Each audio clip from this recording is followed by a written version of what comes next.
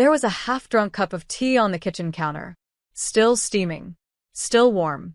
The house was too quiet.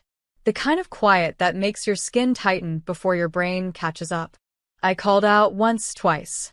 No answer. The garage door had been locked from the inside. The backyard untouched. But the basement door was cracked open. I went down slowly, each step heavier than the last. And then I saw him. My son. Face pale. Body crumpled near the boiler. Knees scraped, a red welt forming just above his brow. Unconscious. For a moment, everything inside me stopped. My lungs, my legs, the blood in my veins. Then I screamed. I dropped to my knees, shaking him. Liam. Liam, baby, wake up. Can you hear me? And behind me, like a shadow that didn't belong, I heard the sound of a spoon clinking gently against ceramic. I turned. There, at the top of the stairs, stood my husband, leaning on the railing. Calm. Serene. Tea in one hand. The same hand that once held our son on his first day of preschool. He defied my word, he said, like we were discussing chores. Actions meet consequences. You know that's how I handle things. I couldn't move. I couldn't even scream. My hands kept checking for a pulse, my eyes refusing to blink. Call a doctor if you want, he added casually. He'll be fine. This'll teach him. I did. Not because I believed him, but because I knew this wasn't the first time something had cracked behind his calm. When the doctor arrived, he moved with purpose. Checked my son's breathing. Monitored his pulse. Felt his head. His jaw tensed. Then, quietly, with a softness I hadn't expected, he turned to me and placed a hand on my arm.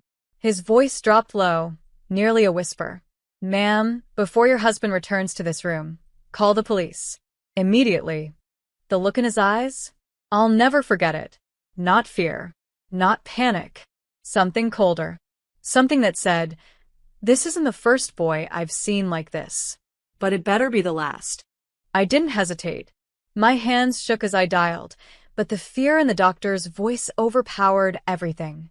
When the dispatcher picked up, I kept it short, just the truth, plain and cold. There's a child, my son. Unconscious. Possible assault. The man who did it is in the house.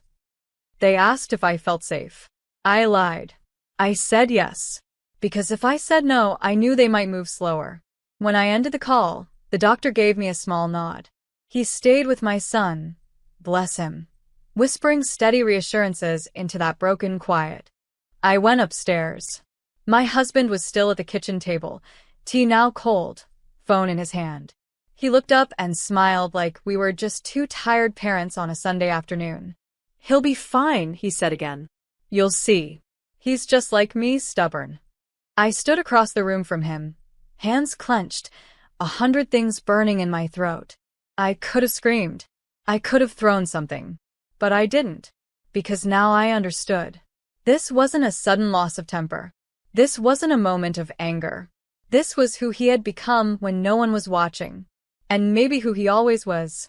I called someone, I said quietly, just to be safe. He tilted his head. Over a fall? You're letting emotions cloud judgment again. That line. He always said it about my tears, about my instincts, about my warnings. And every time, I let it sink into my bones like guilt. But not today. Today, I heard something else beneath those words. Control. Justification. Power. I sat across from him, matching his stillness with mine, and whispered, You left a bruise. That's when he froze. Just slightly. A twitch behind the eye. A recalculation. And then sirens. Not close, but close enough. He stood too quickly. Tell them it was an accident, he said. Tell them he slipped. You were in the hospital for 3 days. You didn't see anything. I stared at him. Really stared. For the first time, I didn't see my husband. I saw the man my son was afraid to look in the eye. The knock was sharp. 3 beats. Firm. Final. My husband opened the door before I could move. His voice slipped into that smooth, polite tone he reserved for strangers. Officers. Is there a problem? The taller cop didn't answer right away. His eyes moved past my husband's shoulder, catching sight of the doctor crouched beside Liam, still unconscious, an oxygen mask now fitted across his face. Then his expression changed. "We got a call about a minor in medical distress," the officer said. "Step aside, sir." My husband didn't budge. "There's no emergency." He tripped. "Kids get hurt. The mother is emotional." That word again. Emotional. Weaponized like a scalpel, thin and sharp. But the officers were already stepping inside. The second one looked directly at me. "Ma'am." "Are you the one who called?" I nodded. My voice caught it first. Then, yes. I did. That's when the spell broke. My husband laughed, sharp, hollow. "You believe her? She wasn't even here. She just had surgery. She's recovering. She's not thinking straight." The taller officer ignored him, walked straight to the basement door. He looked down, saw the blood-streaked step, the corner where Liam had hit the wall. Then he glanced back. "Is this consistent with the trip?" he asked. The doctor stood up, removing his gloves slowly. His voice was calm, deadly calm. "No." His injuries suggest direct force, not a fall. My husband's smile faded. "You're not a detective. You're just a medic. And you're just a man who thinks bruises don't tell stories." I'll never forget the way those words hung in the air, like the room itself inhaled. My husband turned to me then, the charm gone, the mask gone. Just eyes now. Cold. Calculating. "I told you how I handle things," he whispered. "You made your choice." But so had I. "Officers," I said clearly, my voice louder now. "I'd like him removed from the home." They didn't wait. They asked him to sit. When he refused, they stepped in. Hands on arms. Calm. Practiced restraint. And suddenly, the man who used to call himself the head of the family was sitting on the front porch in handcuffs. Neighbors watched. The sirens had drawn a crowd. And all I did was close the door, slowly, finally. The house was quiet again. But it wasn't the same quiet. This one pulsed with something different. Relief, maybe. Or the absence of fear. Liam was transferred to the children's wing at the hospital that night. I rode in the front seat of the ambulance, while the doctor stayed in the back with him. My hands never stopped shaking. Not from panic, from the weight of what I hadn't seen sooner. At the ER desk, they gave me a clipboard full of forms. Medical releases. Statements. Questions. One asked, "Was this injury caused by someone you know?" I stared at the box. Then I checked yes. I wrote his name in full. Then I underlined it. The detective met me in a small room lined with children's art taped to the walls. She wasn't warm. She wasn't cold. Just steady. "We have some history on your husband," she said quietly. That stopped me. "History?" She nodded. "Reports from years ago. Sealed but flagged. A girlfriend. A sibling. Charges dropped. Nothing stuck. You weren't the first woman to call." My stomach twisted. I pressed a palm to my chest. "But I married him." She didn't answer. Just looked at me with those eyes that had seen too many women ask themselves the same thing. "Do you want to press full charges?" she asked. I looked through the glass window at my son. Tubes still in his nose. Then I thought of my husband's voice, calm, cool, cruel. Actions meet consequences. I turned back. "Yes," I said. And then, "I want the full weight of the system on his back." The detective nodded once. Then handed me a card. "He'll probably try to contact you. Through friends. Family. Guilt. I'm not listening," I said. And I meant it. The moment they filed the formal charges, a cold front moved through the entire house. His family called. His mother begged me to reconsider. "It was just a moment," she whispered. "No," I said. It was a mindset. Because moments pass. But mindsets dig in. I wasn't just protecting Liam now. I was burning the bridge he might one day walk back across. And I was lighting it from both sides. The subpoena arrived in a thick white envelope. My name on the front. The state seal embossed in gold. It didn't feel real until I held it.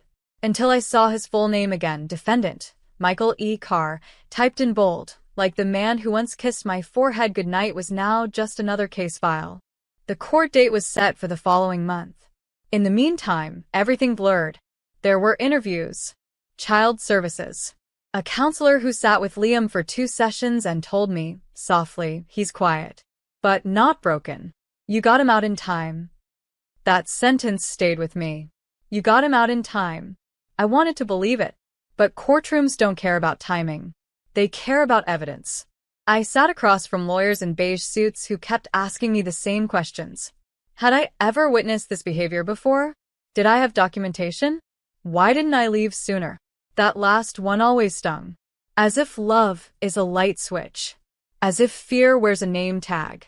But the worst part? The people I didn't hear from. Friends who had been at our wedding. His sister, who used to call me every Sunday.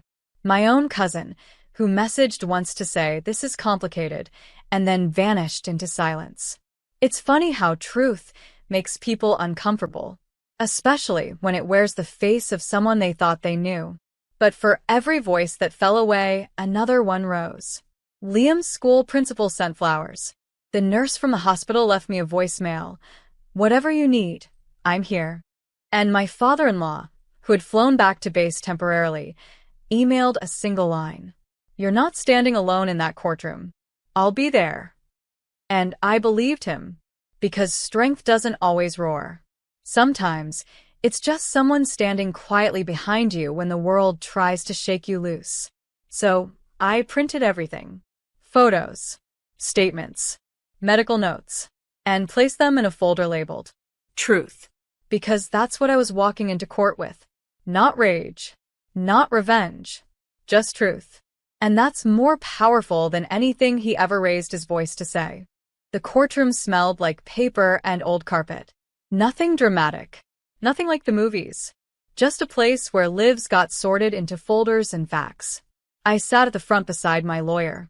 Hands folded. Shoulders still. Across the room, him. My husband. Blue suit. New haircut. Looking every bit the image of a man misunderstood. He wouldn't meet my eyes. When the judge entered, everyone stood. The quiet slammed down like a curtain. And then it began. They started with the incident report, the 911 call, the paramedic statement, then the doctor. Calm, precise, professional. He described the injuries, the bruising, how Liam's trauma didn't match a fall, how he saw fear in my son's eyes, even while unconscious. My husband's lawyer objected to emotional inference. The judge overruled it. Then came me. I stood, walked to the center, felt everyone's eyes on my spine. They asked me questions. I answered with facts. No theatrics. No tears. Just. I wasn't there when it happened, but I heard what he said after.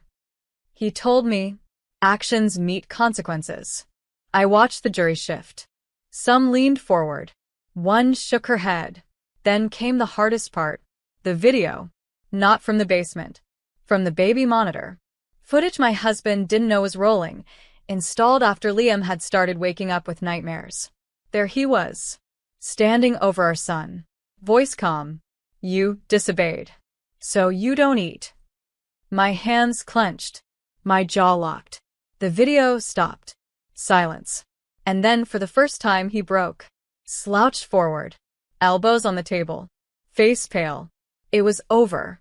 Not legally. Not yet. But the image was burned now. Into the court. Into every eye that saw. This wasn't about whether he'd be charged. It was about the story finally being told. And no amount of silence could protect him from it anymore. The verdict came faster than I expected. 2 days. Not weeks. Not months. Guilty of misdemeanor child endangerment. Guilty of obstruction. Guilty of emotional abuse under civil statute. He wouldn't go to prison. But the sentence was clear. Probation. Mandatory counseling. No unsupervised contact with minors. And a full restraining order, filed in both mine and Liam's names. The judge didn't lecture. He didn't raise his voice. He just looked at my husband, the man who used to hold court at every dinner table, and said, You broke something that will take this child years to unlearn. That will echo inside his trust. That is what you're being punished for. The gavel came down. And just like that, the man who once insisted on control had none left. He looked at me then. First time since the day he was cuffed. His mouth opened like he had something to say. But I stood, turned, and walked out. Outside the courthouse, my father-in-law was waiting. No uniform this time. Just jeans, a simple jacket, and a look I'll never forget. Not pride, not sympathy. Just quiet presence. He didn't ask what happened. Didn't need to. I hugged him, tighter than I ever had. And for the first time in months, I cried. Not because I was broken, because I had survived it. And so had Liam. That night, as I tucked my son into bed, he looked up and whispered, "Is he gone?" I nodded. "He's gone, sweetheart. And he's not coming back." He closed his eyes. And for the first time in a long time, he slept without flinching. There's a moment that comes long after the storm. Not with thunder, not with a crack. Just stillness. You look around the house and realize no one's holding their breath anymore. No one's walking on eggshells. No one's afraid of the silence. That's when you know it's over. I kept the folder labeled truth. Not to dwell, but to remember. Because forgetting is dangerous. Forgetting is how we let it happen again. Liam's bruises faded. The nightmare stopped. He laughs more now, not loud, but real. Like his chest finally trusts it won't be punished for joy. I changed the locks. I changed my number. I changed the way I measure love. It's not about grand gestures or empty apologies. It's about safety. It's about being able to say, "I'm scared," without being blamed for feeling it. Sometimes people ask how I got out. What finally pushed me? It wasn't the bruises. It wasn't the basement. It was the tea. Still warm on the counter. Still steaming, while my son lay unconscious just a few steps away. That image will stay with me longer than any gavel or sentence. Because in that moment, he wasn't a man. He was proof that calm can be cruel, and that evil doesn't always shout. Sometimes it drinks tea and calls it parenting. But not in this house. Not anymore. Here, we build again. Here, we breathe. Here, we choose softness and never call it weakness again.